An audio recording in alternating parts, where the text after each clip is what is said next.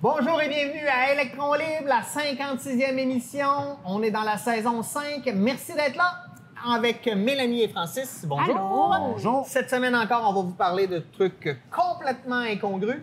Par exemple, on va parler de douleur. Hein? On va voir la deuxième partie. Francis veut encore nous parler de douleur. On va parler des types de joueurs de jeux de rôle. Bon, c'est assez niché comme chronique, mais moi, je trouvais ça bien intéressant. Et Mélanie va nous parler de rêve et de ses significations. Mais avant ça, on va donner des coups de cœur. Est-ce quelque chose qu'on a aimé ou qu'on a détesté, Mélanie? Hey, mon coup de cœur, je me le donne. Hein? Je suis en processus pour arrêter de fumer. Bravo. Et ça va bien. Et je garde le cap et je suis fière de moi. Puis je me suis choisie. Puis ça va bien. Fait que je me lève mon coup de cœur puis je le donne à tous ceux et celles qui font ce cadeau-là. Là, je le vois pas encore comme un cadeau. Là, des fois, je suis un peu en esti. Ouais. Je ne vais pas sacrer. Mais c'est pas que j'ai arrêté de fumer. Bravo. Mais c'est ça. Ça va bien. Je suis contente. Je me choisis. Bravo. Voilà. Francis? Coup de cœur, je vais le tourner comme ça. Je ne veux pas être contre les personnes qui ne donnent pas leurs organes, c'est personnel.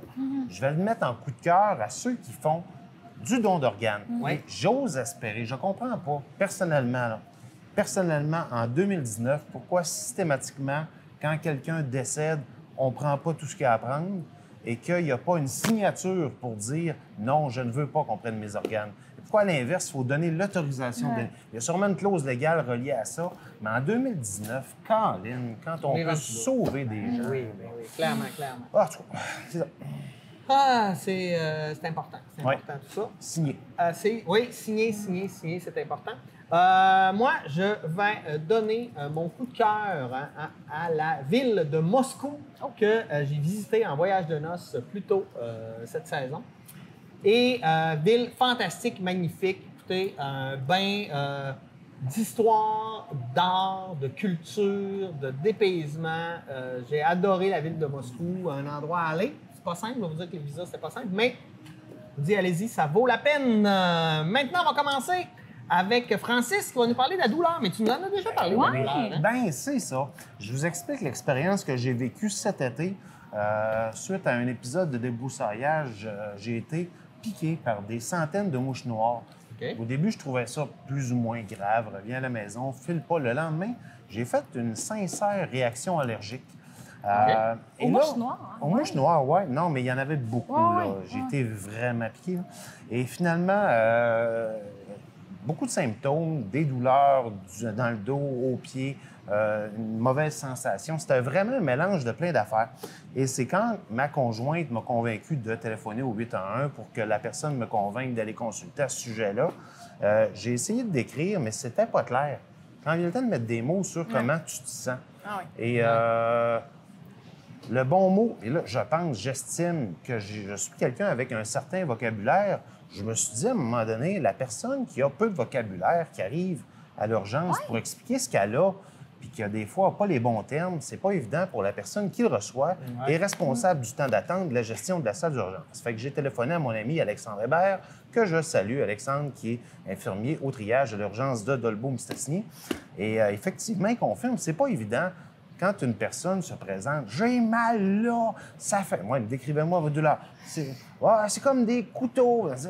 C'est dur de mettre des mots là-dessus. Surtout qu'on s'est rarement rentré des couteaux. Ben, c'est ça, Moins tu sais. d'avoir déjà eu un couteau, j'avoue Ben, que... c'est ça, l'image que tu as représente pas nécessairement ce que c'est comme douleur. Et c'est bien important, ce morceau-là. J'avais, dans une autre chronique, parlé de l'intensité de la douleur. C'est ça, Ce je que me j'avais rappelle. expliqué, c'est qu'on avait une échelle normalement de 1 à 10. Mais que ça, c'est ultra variable parce qu'entre la personne qui a toujours eu des colites ulcéreuses, qui connaît la douleur, la fois qui file pas pour telle affaire, elle va dire un 4, tu sais, un mal 4, là. Mais ça peut être un 10. Oui, mais c'est ça. demande à un enfant de 7 ans qui vient de se scratcher un genou en tombant en bicycle. Lui, il a un 9, là, mais un solide 9. Fait que ça, c'est assez ambigu. Il y a l'échelle, c'est un visage. Un visage content jusqu'à un visage comme ça, où on est capable C'est un bon d'identifier. truc, ça. Et semble-t-il que les personnes ils ont fait des études et identifient beaucoup mieux la douleur avec une échelle, avec une image, qu'avec une échelle numérique. Maintenant, la question que j'ai eue par la suite, c'est pour ça que je ne referai pas la chronique et la discussion de tout ça, c'est une discussion avec ma conjointe où je parlais de la douleur et que j'ai tenté d'expliquer, parce que les autres qui vont te fournir, quand tu vas avoir, admettons, une formation comme infirmier au tri d'urgence, c'est les mots, les qualificatifs. Tu peux suggérer aux personnes. Sais-tu comme telle affaire? Sais-tu? Puis là, tu mets des mots, tu mets des verbes, tu mets des choses précises qui vont faire une image de la douleur pour ensuite la placer sur une échelle. Et ma conjointe de me répondre, ouais, mais l'accouchement. Ma conjointe a vécu l'accouchement, a vécu, mettons, une appendicite, des choses comme ça. Mais c'est sa réalité à elle, là. Je veux dire, quelqu'un qui a vécu une pierre sérin vit quelque chose d'autre. Ce que j'ai vécu cette fin de semaine-là était désagréable. Bon, désagréable, c'est quoi? C'est un 3, douloureux, c'est un 5, puis intenable. C'est quoi mon niveau d'intenabilité par rapport à... Il y a des choses qui se comparent pas. J'ai accouché, puis j'ai fait un choc anaphylactique où mes organes explosaient. Puis je considère que c'est pas pareil, mais crime, ça a été pire pour moi à ce moment-là que d'accoucher. Voilà. J'ai décidé de clore le débat avec les 10 douleurs. C'est moi qui me sors un top 10. Je te coupe l'herbe sous le pied. Les 10 douleurs les plus insoutenables. Douloureuses. Selon... Le 10. Selon qui? Non, c'est Futura Santé, mais je OK. me suis assuré en croisant quelques affaires et son papier. Je me suis assurée que je les ai toutes essayées. Je les ai toutes essayées. Ça fait mal en tabarnak. OK. La névralgie du trijumeau. Oh! Ça, je l'ai. Je suis atteint de ça. D'habitude, ça se révèle à 55-60 ans. Finalement, c'est une maladie appelée tic douloureux. C'est le nerf qui passe ici, que l'artère passe. Je pense que j'ai compté une chronique. Ouais. Et quand ça cogne dessus, ça vient des spasmes, mais c'est ultra douloureux. Donc, numéro 10. Numéro 9, la migraine. J'ai déjà Les fait vraies ouais, j'ai déjà fait migraines. 2 j'en ai migraines dans pas ma fait, vie. mais j'aimerais pas Je ça. ne parle pas Ouais, d'un mal de tête, là. Post-choc post-traumatique, là, j'ai fait des migraines, puis j'en fais plus, heureusement. C'est une inflammation des vaisseaux sanguins de la dure-mère provoquée par le dysfonctionnement du système nerveux central. Ouch! Vomissement et aucune lumière, là. Tu sais, c'est ça qui est atroce. La colique néphrétique, c'est l'obstruction d'un canal d'excrétion urinaire par un calcul rénal provoque le gonflement du rein et la douleur unilatérale très intense. Moi, t'as dit gonflement du rein. Et là, déjà, tout ce qui est pierre, tout ce qui se passe dans le rein, semble-t-il, de quoi perdre connaissance, ça fait mal. La fibromyalgie, connaissez-vous ça? Ben, c'est une maladie un peu quand même assez inconnue. Assez Encore. inconnu, mais bon. Assez fréquente, par contre. Tu sais, il y a beaucoup... C'est extrêmement incapacitant. Les causes sont encore mal connues. Ça entraîne des douleurs diffuses tant au niveau articulaire que musculaire. C'est aucune lésion détectable. Tu peux pas faire un « Ah, ben tiens, c'est une... » Non, c'est vraiment difficile. 6, la polyarthrite rhumatoïde. J'ai une amie qui souffre de ça. Et c'est... Quand ça va pas bien, là. Quand ça va pas bien, ça va pas bien. Puis des fois, tu vas avoir passé, fait du jogging, tabarouette, ça va bien, top shape. Le matin qu'elle va se lever en crise, là, c'est vraiment une fabrication d'enzymes que le système immunitaire a provoqué et a attaqué le corps lui-même. C'est vraiment extrêmement douloureux. La maladie de Crohn, J'ai un ami qui a ça, aussi. puis en voyage, Oui. là, quand il y avait des crises. Très c'est difficile pas- aussi très, à très, contrôler. très hein. difficile à contrôler. L'ajustement de médication, c'est La ultra diète pénible. là. aussi, c'est difficile. Celle-là, j'ai été surpris. L'amputation d'un doigt numéro 4. Ouais, hein? J'ai été surpris. Moi, j'entendais souvent des histoires. Le monsieur s'est coupé le doigt sur un banc de scie. Ah, mon Dieu, il ramasse son doigt puis il va à l'urgence. Sur le coup, ouais. Oui, sur le coup. Mais semble-t-il, le doigt étant la partie du corps la plus richement innervée, son amputation sans anesthésie provoque une douleur très intense. Sans Et c'est anesthésie. un des endroits du corps où le membre fantôme est le plus présent parce que c'est un endroit extra-nervuré. Et finalement, numéro 3, l'accouchement. Ah, c'est quelque chose. Moi, j'en ai vécu 3, ça peut être... Ouais. C'est Non, bon. c'est ça. Un premier accouchement est souvent décrit comme une expérience non seulement douloureuse, mais également très longue, plus de Il y a 6 heures, tellement de avec des bonheur douleurs là-dedans dues. qu'à un moment donné, on oublie C'est ça, la chose. c'est en ayant le bébé sur toi, c'est fini. tu sais. Resterait une minute. C'est bon. C'est une contraction brutale du muscle utérin, puis par l'extension du périnée au moment du passage à la tête du bébé. C'est clair que quand tu y repenses, la tête grosse comme ça. Mon deuxième a ciboire. été pris là, pendant 4h30, puis ça avait pris 18 heures avant qu'il s'engage. Fait que... Je fais une phase de dégoût, là, mais Ouais, c'est plus non. une phase de douleur. Non, c'est ouais, ben, non, c'est c'est la ça, face là. que j'avais probablement. Je peux te montrer la face sur l'échelle. Ouais, C'est un non, sept. c'est ça. La piqûre du Papaponera. C'est une fourmi, et ça, j'ai déjà vu un reportage. J'ai entendu parler J'ai de un ça, reportage d'un gars qui s'amuse à aller essayer des affaires dans le monde, mais le gars fait le bout. Le gars, tu sais, il arrive, puis il vit des expériences pétées. Il arrive dans une tribu où il faut qu'il se mette un grand gant et il y a des fourmis là-dedans. Il voit un gars faire, mais le gars, il a mal, là.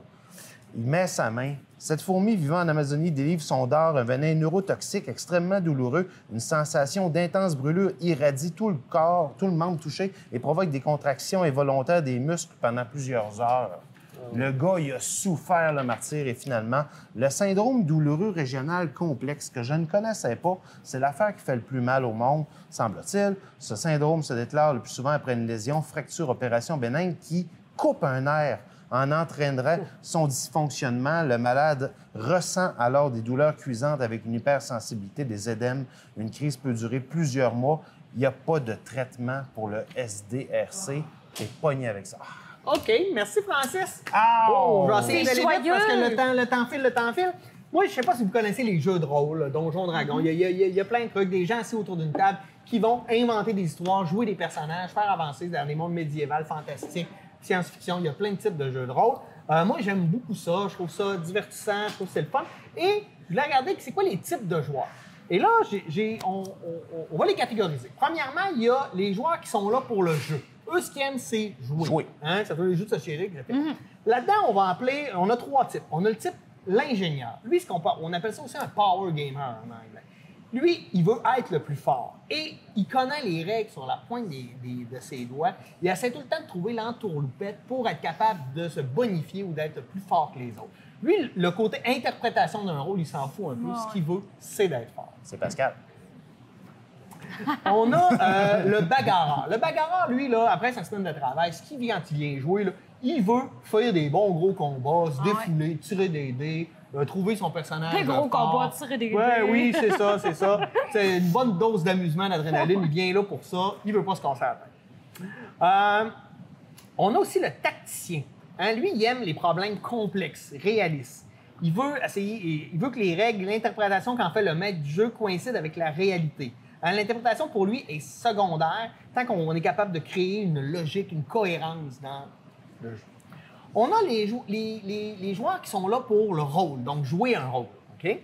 Là-dedans, on a le spécialiste. OK? C'est le joueur qui privilégie un type de personnage particulier qui va jouer, peu importe le contexte. Il y a l'acteur.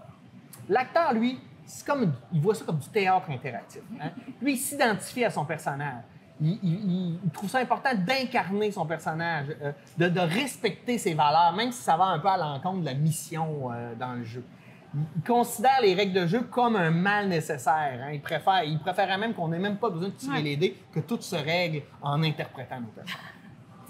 On a l'artiste. L'artiste, il est proche de l'acteur, mais lui, il veut être le plus original possible. Il va faire l'affaire weird, l'affaire qui n'existe pas, qu'on n'a jamais vue, juste parce que ça s'est jamais fait. Hein? Je vais faire un minotaure prêtre. OK. Bon, c'est ça. Donc, lui, il va interpréter un rôle unique, élaboré. Il va saisir toutes les opportunités d'ajouter des petits éléments qui vont rendre son personnage différent. Ça, il aime bien ça. Il y a les joueurs qui sont là pour l'histoire. Hein? Eux, c'est comme venir écouter un film, en fait, venir jouer une partie de jeu de rôle. Là-dedans, on a l'investigateur. Hein? Lui, là, il est plus intéressé par le récit que par le système de règles. Lui, ce qu'il aime, c'est la qualité de l'histoire, essayer de comprendre l'énigme, comment on peut la résoudre, trouver les bons indices, etc. Lui, c'est ça qu'il aime, hein? se brasser la tête pour essayer de voir comment on peut déjouer en tout cas, le scénario du monde. On a l'explorateur. L'explorateur, lui, il veut découvrir des mondes imaginaires, des mondes complexes. Il veut trouver des trésors cachés. Il tripe clairement sur Indiana Jones. C'est ça. Il veut vraiment, là, tu sais, il aime ça qu'il y ait de la surprise, qu'il y ait des dilemmes éthiques à travers le jeu. C'est ça qu'il fait. Bien sûr, hein, on est plusieurs types à la fois, dépendamment des circonstances. On a le conspirateur. Le conspirateur, lui, il est plus intéressé à changer l'histoire que de la comprendre. Il veut influencer les événements pour que lui aussi fasse partie de l'histoire. Des fois, il y a des maîtres de jeu qui voient ça un peu comme des saboteurs d'histoire. Mais lui, il veut vraiment participer à la dimension narrative du jeu. Il veut amener des éléments, il veut créer des choses. Il veut pas rien qu'attendre que le maître de jeu nourrisse son personnage. Il veut que son personnage nourrisse le maître de jeu, qui lui devra adapter son histoire selon les aléas. Mais ça doit être difficile de gérer ça. Bien, ça dépend du type de maître de jeu. Parce qu'il y a des maîtres de jeu qui sont bien by the book, bien stricts, puis les aventures, si tu ne suis pas la ligne de l'aventure, si tu déroges un peu, ça ne marche pas, puis ils essaient toujours de ramener dans la ligne. Mais les meilleurs maîtres de jeu, selon moi, ce sont ceux qui ont une ouverture à tout ça et qui sont prêts à tout, qui vont être très bons pour improviser, pour ramener les affaires. Oui, on va régler les différends par des jets de dés ou par les règles, mais on va être capable d'intégrer pour rendre tout le monde heureux. Parce que c'est intéressant. C'est ça. C'est ça. Le dernier type de joueurs, c'est les joueurs qui sont là pour les autres. OK? Et là-dedans, on a 3 autres types qui rentrent là-dedans. On a le leader. Le leader, lui, c'est le gars qui joue depuis longtemps, qui connaît les règles, qui rassemble, qui va expliquer aux autres, qui va les prendre. Il les influence, soit parce qu'il est charismatique, mais surtout par son expérience. C'est souvent le plus vieux. Il est un peu comme un mentor puis un coordinateur. Il connaît les règles des affaires. Fait que lui, il aide beaucoup les autres. On a le diplomate. Le diplomate, lui, il vient jouer parce qu'il s'intéresse à la dimension sociale du jeu de rôle. Lui, ce qu'il apprécie, c'est la camaraderie entre les personnes, entre le monde. Il fait des belles soirées. Tant qu'écouter un film tout seul au cinéma, pourquoi pas faire ça? Il aime le travail d'équipe, partager les choses, voir plus grand ensemble, comment on est, prendre une bière, jaser, discuter, créer. Donc, c'est ça qu'il aime. Et finalement, on a le dilettant. Le dilettant, il n'a un peu rien à foutre, en fait, du jeu de rôle. Lui, on appelle ça un joueur occasionnel. Lui, il joue au jeu de rôle parce que ses amis, ils jouent à ça. S'il jouait aux poches ou au fer, il jouera aux poches ou au fer. Il n'en a un peu rien à faire. Il n'est pas particulièrement impliqué. Il est plus proche du spectateur qu'un joueur actif. Lui, c'est la dynamique interpersonnelle. Il vient passer une soirée avec ses amis. Moi, j'ai joué beaucoup à des jeux en ligne un peu à cause de ça. Je prenais une bière avec mes amis, c'est pour ça qu'on joue en ligne. C'était pas parce que le jeu m'intéressait, mais ça faisait partie. Là, maintenant, tu crées ton intérêt. Souvent, lui, il va prendre le personnage qui va compléter les autres. Oh, on n'a pas de guérisseur. Moi, le feu, ça ne me dérange pas. On en a besoin. Tu peux commencer de même, puis à un moment donné, avoir une espèce de... Oui, mais oui. Moi, je connais des gens qui ont essayé ça sans trop savoir. Il y a des gens qui n'aiment pas ça, il y a des gens qui aiment ça. C'est un univers fascinant parce qu'on est... Moi, j'ai vu des gens qui étaient très timides en public, mais quand ils se mettaient à jouer les jeux de rôle, ils interprétaient le personnage, ils sont là. Ça fait beaucoup appel à l'improvisation, à l'imagination. Oui, il y a des règles qui balisent tout ça, mais quand tu as un bon maître, on fait des soirées en vente. Moi, je joue encore avec des adultes. Là, on est des gens entre 35 et 50 ans qui jouent. Et puis, on a beaucoup de plaisir à faire ça. Mais entre jouer à ça ou, je ne sais pas, moi, jouer au poker, qu'est-ce qu'on fait? On est autour d'une table, on prend une bière, on joue à un jeu. Mais c'est juste que nous, c'est peut-être plus farfelu. On invente des affaires, on rit beaucoup parce qu'on crée des histoires et des moments comme ça. T'es lequel là-dedans? Ouais, t'es lequel? Moi, clairement, je suis un mix entre l'acteur et l'artiste. Puis l'investigateur. J'aime ça, les histoires. J'aime ça me créer des personnages. Puis j'aime ça interpréter. T'sais, moi, ça, c'est plus important qu'au bout du compte J'aime ça faire des personnages étranges, pas forts, mais c'est de trouver comment utiliser ces outils que tu as pour rendre ça intéressant, tu sais.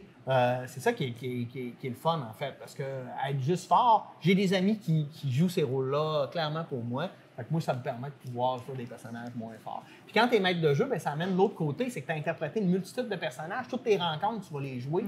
Donc, ça aussi, j'adore ça, créer des histoires pour les autres, puis te laisser nourrir par leurs réactions. Tu sais, des fois, ils ont des bonnes idées, puis c'est de le reconnaître, puis d'intégrer ça dans ton histoire. J'aime beaucoup ça. C'est un bon passe-temps.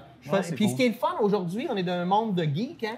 Quand j'étais adolescent et qu'on jouait à des jeux de rôle, on se cachait, on le disait pas parce que. C'est ça, il y a une mode, là. C'est hot. Maintenant, être geek, c'est hot. Fait que là, on l'assume, puis c'est le fun. Mais ça fait longtemps que je joue à des jeux de rôle. Et voilà, et voilà. Maintenant, Mélanie, toi, tu veux nous parler de rêve? J'aimerais ça que tu me présentes dans un de tes personnages. Que je te présente? Dans un de tes personnages là, que tu as déjà joué. J'aimerais ça. Là? Ouais. D'accord. Mélanie, je te demande, s'il te plaît, de faire ta chronique sur les rêves et les significations. D'accord, c'est merveilleux. Donc, en fait, vous, les gars, est-ce que vous vous rappelez de vos rêves? Absolument en général. jamais. Mais c'est ça. Je sais que je rêve. Rare. Tout le monde rêve. Mais je me rappelle absolument jamais de mes rêves. Et quand je m'en rappelle, c'est souvent... J'étais dans un champ, puis t'étais là. Tu sais, dans le sens, ça prend 10 secondes à raconter. C'est pas nécessairement c'était cute tout de suite qui était là. C'est vraiment plus des impressions. Puis moi, ça me fascinait parce qu'à l'époque, j'avais une conjointe qui, elle, le matin, prenait 20 minutes pour me conter son rêve dans des détails tellement précis, ça me faisait capoter. C'est Ouais, ça. excuse-moi. Non, ben non, je veux dire, c'est mon cas aussi. Je te pas. Puis toi? Comme Pierre. Même En fait, chose. j'ai la même ex. Fait que... Est-ce que c'est moi votre ex? Parce que non, mais moi, en fait, c'est mon cas, ça. Moi, mes rêves, en fait, il y a tout le temps des gens, souvent des personnes que je ne connais pas. Je les dessine, en fait. J'ai commencé OK. à faire ça dans une démarche créative. Je dessine les personnages que je vois dans mes rêves. Et c'est toujours très gros. Je les vois. C'est des voix que je connais pas. Je me rappelle des odeurs. Je me rappelle des couleurs. Je mange des choses. Des fois, c'est bon. C'est vraiment super précis, mais des fois, c'est pas super le fun. Des fois, c'est des cauchemars aussi. Je fais des terreurs nocturnes. Je fais des rêves semi-éveillés. Je vois quelqu'un, puis je fais de la projection dans ma chambre. Je m'ouvre les yeux, puis il est là. Tu sais, c'est vraiment pas cool tout le temps. Fait que moi, le rêve, ça me fait un peu capoter. Puis, j'ai longtemps eu des livres sur les significations des rêves. Il y a des trucs adolescentes que je fouillais parce que ça fait longtemps que je rêve autant. Et je cherchais des fois des trucs qui me disaient, je me rappelle pas que c'était quoi précisément, mais à un moment donné, j'avais rêvé à quelque chose, ça me disait, attention, vous allez mourir. Tu sais, c'est fréquent de lire des affaires de même, tu sais. Et moi, avec toutes mes expériences de vie, les chocs post-traumatiques que j'ai vécus, je n'entrerai pas dans ce sujet-là, j'ai rêvé beaucoup par la suite de ça et j'ai suivi même en psychologie un traitement qui se base sur le rêve. OK. C'est un peu comme de l'hypnose, mais ce n'est pas une hypnose, ça s'appelle EMDR, le Eyes Movement quelque chose. Ouais. Et il reproduit l'effet des yeux au moment du rêve. Parce qu'il y a, vous savez, la période de sommeil, il y a 5 phases, on en a déjà parlé d'ailleurs. Ouais. Rapidement, l'endormissement, le sommeil léger, le sommeil lent, profond, sommeil paradoxal. Et c'est souvent dans le sommeil paradoxal que l'on rêve le plus. Parce que, bon, ce cycle de sommeil-là se produit, dure à peu près 90 à 120 minutes et se produit à peu près de 3 à 5 fois par nuit. Donc, on peut rêver à des étapes différentes de la nuit. Le sommeil paradoxal, en fait, notre cerveau se met à retravailler. Il n'est plus en instance de dormir, il dort moins, tu sais. Donc, c'est à ce moment-là qu'on rêve. Et le rêve, surtout, sert à régler au niveau de ton cerveau et à faire un formatage de ce qui doit disparaître de ton cerveau et doit être réglé ou quelque chose de... ménage. C'est un ménage. C'est vraiment le cerveau qui fait du ménage. Donc, j'ai pas besoin de vous dire que les livres de signification, c'est très n'importe quoi. Ouais. Parce que chaque personne est unique, puis chaque personne fait un référent différent selon les rêves qu'il fait. Donc, c'est ça. Donc, il y a beaucoup la psychologie accorde vraiment une grande importance aux rêves, parce que souvent, ça en dit beaucoup sur la personne, sur les non-dits, puis tout ça. Donc, je vais aller chercher. Donc, On a pris beaucoup de temps. Je te dis oui. qu'il reste à 2 minutes et demie. ah, c'est bien cool, je vais en avoir assez. Donc, il y a beaucoup Freud qui s'est intéressé aux rêves parce que lui, il disait que malgré leur caractère parfois absurde et incohérent, ça possède un sens pour la personne qui le vit. Il dit que ça a pour but de mener à l'accomplissement d'un désir qui est refoulé par l'individu. Hein? Il parlait beaucoup de ça, Freud, le refoulement. Puis, tandis que Carl Gustav Jung, lui, s'accorde avec Freud pour dire que les rêves, c'est une ouverture vers l'inconscient, mais lui, dans le fond, c'est plus psychologique. Il dit que c'est dans un but de rétablir un équilibre psychologique qui, dans le fond, va appeler les fonctions compensatoires. Vous le faites depuis longtemps. Écrivez votre cauchemar, prenez le temps de l'écrire et à chaque fois que vous allez le rêver, réécrivez-le, mais changez des parties. Il faut reformater le cerveau et demandez-vous pourquoi je rêve à ça et prenez chacun des éléments précis qui vous perturbent et demandez-vous, selon vous, en quoi ça peut être en lien avec votre vie. Donc, le rêve, c'est complexe, mais ça cache beaucoup de choses. C'est nous, en fait, qui va faire la signification de nos propres rêves. C'est nous, on est mieux d'interpréter nous-mêmes que de se fier sur des Exactement. livres qui disent un peu Les livres, n'importe c'est souvent quelque chose qui veut dire n'importe quoi. C'est pas très vrai, en fait. Voilà. Voilà, merci beaucoup, Mélanie. Ça fait plaisir. J'aurais rêvé Hein? différemment. Ah non, je rêve pas. Ben non. Non, tu fais pas. Ben non. Ah, Il est plat. c'est ça, c'est plat, c'est plat. Maintenant, je vais vous parler de 10 métiers. Tu sais, Yes. des fois, vous êtes jeune, tu dis qu'est-ce que je veux faire dans la vie. Je veux dire 10 métiers insolites, mais vraiment super bien payés. Donc, Ok. tu veux faire de l'argent dans la vie, j'ai des métiers pour toi. Premièrement, on a nettoyeur de scènes de crime. Bon, il faut que tu aies le goût un peu du macabre, hein, parce que là, Ça tu doit vois, être les tripes, des terriblement affaires, ça, dur. oui. On parle de 250 de l'heure. Ben ça vaut ça. Il le mérite. Fais-le. Ah, Moi, non, j'en non, ferais pas, sa job, je ferais jamais ça. C'est ça. Plongeur, mais un plongeur spécialisé dans le ramassage des balles de golf. Ah, OK! Et- Mais c'est cool, ça. C'est Si tu es ça. dans un bon club, tu peux te plonger, tu peux, ben, c'est quand même, il faut que tu sois bon, puis tu fais ça à longueur de journée, tu ramasses des balles de golf. Tu peux aller te chercher jusqu'à 100 000 par année. Shit! Ben, j'avoue qu'il faut qu'ils vident les bassins maintenant. C'est ça, c'est puis tu payes le monde, c'est une expertise qui est spéciale, puis bon, il y en a Ok. beaucoup. Puis les clubs de golf, c'est aussi une place où il y a de l'argent. Ah, Oh, oui. ah, puis c'est Ah, l'élite ça. aussi, là, Ouais. beaucoup. Là. C'est très... Nettoyeur d'écran de cinéma. Hey, ça, c'est Oui, touché. oui, oui. C'est- On peut parler de 5 000 par mois, nettoyeur d'écran de cinéma. Bon, c'est pas simple parce qu'il ne faut pas que tu aies le vertige. Non. Tu travailles que la nuit. Puis tu utilises des produits qui sont assez particuliers, là, toxiques et. C'est ça, là. Tu sais, c'est Ok. c'est pas. C'est touché, là. C'est touché, mais donc ça mérite C'est peut-être pas de faire n'importe qui qui fait ça. là. Non. OK. Toi, t'écris, hein? T'écris, oui. Écrivain pour les biscuits chinois. Non, mais on peut parler, Hey, on mais les mon ouvre, chum, puis par là, exemple, là, je- on lit ça, puis arrondir on les trouve ça fins de bien mois, drôle. là. Là. Ouais, ça. Mais, oui, écoute, tu peux aller te chercher entre 25 000 et 75 000 par année, dépendamment de ton rythme d'écriture. Bon, il faut que tu habites pas loin d'une place où ils font des biscuits chinois, là, on Mais s'entend. ça se fait avec le web, à cette heure. Je me dis, les Ah, compagnies doivent j'imagine, le faire avant. peut-être. Il faut Hein? regarder, mais c'est un métier qui peut se retrouver relativement Je bien. prends la Ouais. note. Pêcheur de crabes. Ouais. Parce que pêcher Hey, le crabe, c'est c'est très dangereux, dangereux. c'est Hein? C'est des dangereux. conditions difficiles, extrêmement dangereux. On peut parler de 45 000 à 90 000 par semaine de pêche dans certaines parties du globe. là, Oui, pas mais partout, c'est là. pas toute l'année non plus. Non, là. Non, c'est non. ça, c'est ça. Fait que c'est quand même pas Hey. pour rien que le crabe, hein, c'est pas donné. C'est ça. Ah, C'est oui. ça. Les plongeurs offshore, savez-vous c'est quoi? Non. C'est les plongeurs qui vont vérifier régulièrement l'état des installations pétrolières qui sont au large. Ah, ouais. Oh. Bon, Ouais. c'est ça. Ils sont donc constamment en déplacement, puis ils doivent parfaitement maîtriser la plongée parce qu'ils sont dans des conditions qui sont souvent pas évidentes. On peut parler de, là je l'ai en euros, 10 000 euros par mois. OK. Ben, ça fait quand même, Ah oui. ça c'est en début de carrière. C'est quand même, Ça monte. ça doit voir. Un qui est surprenant, éboueur à New York. Ben Bien. oui, ben oui. Oui, on parle d'environ 70 000 par année. Hein? Bon, New York a compris que c'est un métier qui est peu gratifiant, qui a besoin d'être bien rémunéré. Oui, oui. Ça a tellement bien marché qu'aujourd'hui, ils ont des listes. Puis, tu sais, je veux dire, c'est une OK. job qui t'a envié, là, parce que t'es un Ben, fonctionnaire. Hein, puis que Moi, je vois t'es- les éboueurs à Montréal. Je ne la ferais pas, leur job, c'est Non. terrible. Et aussi, justement, si on les avait pas, on ferait Ouais, dur. c'est là. ça, fait dur. Mineur de charbon aux États-Unis. Bon, on voit souvent là, l'image du mineur malade, mal payé, qui travaille puis qui vit dans la misère. Là. Mais c'est pas vrai. Aujourd'hui, un mineur, hein, ça gagne rapidement 85 000 par année, US. Mais bon, il ne faut pas avoir de valeur environnementale parce Non. que c'est un peu dégueulasse. C'est ça. Grutier. Grutier, conducteur de grue, hein, on parle, mettons, d'un 3 500 par mois. Mais c'est un travail où tu es souvent assis. Tu n'es pas tout le temps en fonction, mais il faut que tu attendes dans ta grue. Mais quand tu travailles, bon, il faut que tu maîtrises. Ouais, j'avoue. hein. Et le dernier, testeur de nourriture pour animaux. Ah, Hein? Manger du pâté pour chien, des croquettes pour Ça, chats, c'est bien etc. Tu me dirais jamais je vais faire ça. Si je te dis 40 000 € par an, tu vas-tu y penser? Peut-être, on ne sait pas. ah, je sais pas. On vous laisse là-dessus, les amis. Merci d'avoir été des nôtres. On se dit à la semaine prochaine pour une nouvelle édition d'Électron Libre. Bonne semaine.